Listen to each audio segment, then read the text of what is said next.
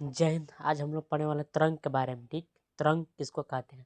ठीक, तरंग का बोलेंगे, इंग्लिश में बोलेंगे वेव, का बोलेंगे वेव। ठीक है, तरंग। ठीक है, तरंग मतलब ऊर्जा, का होगा तरंग मतलब है ऊर्जा। ठीक, पहले देखिए समझते हैं तरंग किसको कहते हैं। तरंग, तरंग तरंग किसको पहले कहेंगे? ठीक है, देखिए पहले आपकी लहरें, आप तालाब में पात्र फेंकते हैं तो उसके में क्या आता है? हाल्फा आता है। कहा वो कहा वो तरंग होता है। तरंग की वजह से क्या होता है? हाल्फा फेंकता है, वो क्या है? तरंग। तालाब में लहरा आता है, क्या तरंग। ठीक है, प्लस में प्रकाश।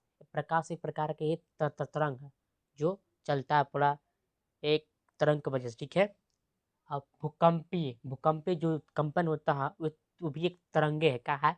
तरंग भी कर सकती है, सब तरंग के उदाहरण है। ठीक, और साउंड, साउंड भी क्या है? ध्वनि एक तरंग का है, एक तरह के ये सब तरंग का है, तरंग वेव है। ठीक है, पहले विक्षोभ तो कुछ तरंग को आगे कौन भेजता है? विक्षोभ भेजता है। कौन भेजता है?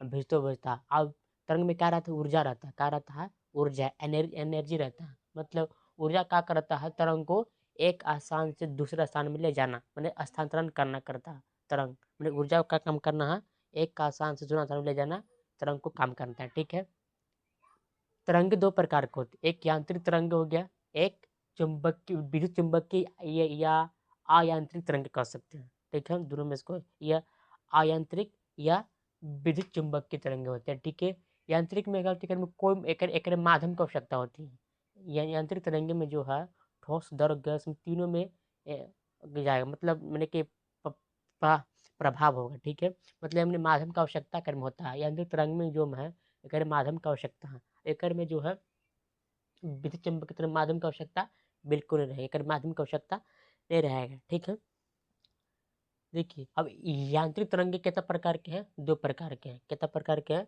दो प्रकार के यांत्रिक तरंगे। ठीक है, एक अनुप्रस्थ तरंग हो गया, एक अनुदैर्ध्य तरंग। एक अनुप्रस्थ हो गया, एक अनुदैर्ध्य तरंग। ठीक है, अनुप्रस्थ तरंग किसको कहते हैं?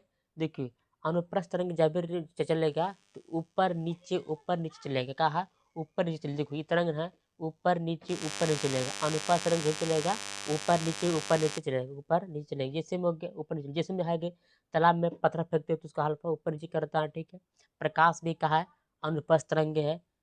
एस पी मतलब कि एस वेव, एस वेव मतलब का एस पी मतलब भूकंपीय तरंग है। एस मतलब एस वेव तरंग जो का है अनुप्रस्थ तरंग। ठीक है, सितार गिटार वीणा सब क्या है? अनुप्रस्थ तरंग, जो ऊपर नीचे इस तरंग चलता है। ठीक है, आप समझते हैं अनुदैर्ध्य तरंगे। अनुतरंग मतलब क्या? ये आगे पीछे चलेगी, इसका तरंग जो है आगे कभी पीछे, आगे कभी पीछे, आगे कभी पीछे। जैसे कि ये कभी यहाँ पीछे आगे आगे कभी पीछे कम हो गया, वैसे होगी बीच में, या ज़्यादा हो गया कम हो, ज़्यादा हो गया कम हो गया, मतलब आगे पीछे तरंग चलेगी। जो तरंग है आगे पीछे तरंग चलेगी।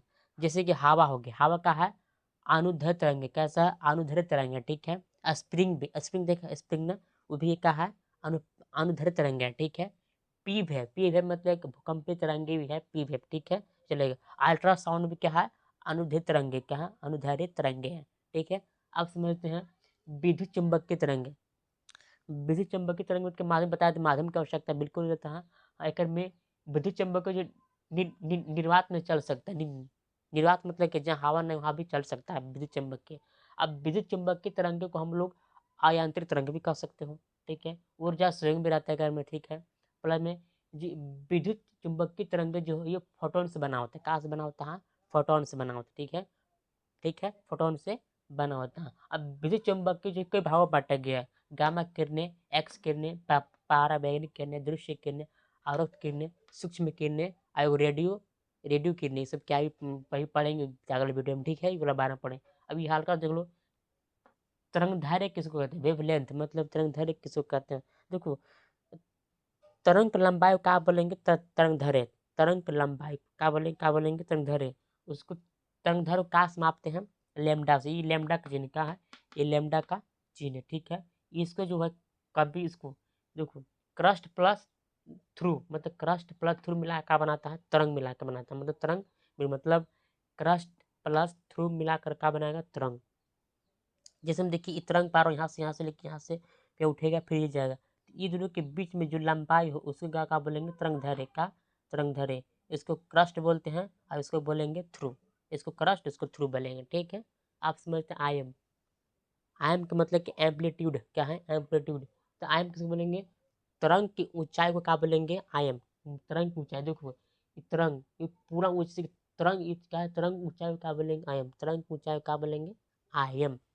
देखिए आप कम बोलिएगा उसका तरंग कम पर उठेगा, ठीक है। आप ज़्यादा बोलिए उसका तरंग ज़्यादा, मतलब तरंग की ऊंचाई के माप का क्या बोलेंगे, आयाम, एम्पलीट्यूड, ठीक है। अब बोलता आवृत्ति, आवृत्ति मतलब एक सेकंड में कंपन की संख्या का बोलेंगे, फ्रीक्वेंसी क्या बोलेंगे, फ्रीक्वेंसी। इसके ऐसा मात्र एच जेड होता है, क्या होता है, एच जेड होता है, ठीक है। एक सेकंड में आवृत्ति समझिए, फ्रीक्वेंसी क्या है, फ्रीक्वेंसी। अभी हम लोग भी ये वाला पढ़ेंगे, गामा किरण, एक्स किरण वाला, पार बिजली, दृश्य प्रकाश, आवरक, सूक्ष्म में, अगले वीडियो में पढ़ाएंगे, ठीक है। जय हिंद।